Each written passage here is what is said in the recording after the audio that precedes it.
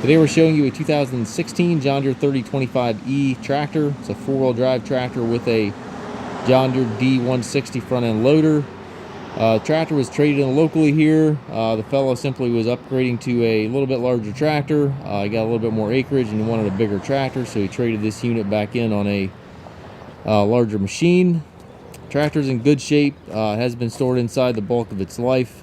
The engine is rated at 24 horsepower, which means that it has none of the Tier 4 emission filtration systems on it, so has none of the DPF, DEF, none of those systems are on this machine.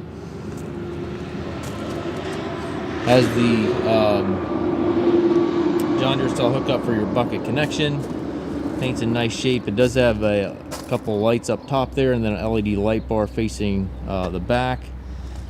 Hydrostatic transmission, 2 pedals for forward reverse. Tires are in nice shape. Has a drawbar, stabilizer chains, PTO, top link, everything is here. It's a nice, clean, good running little tractor. We do take trades. We also offer financing for qualified customers. We also can arrange delivery here within the US.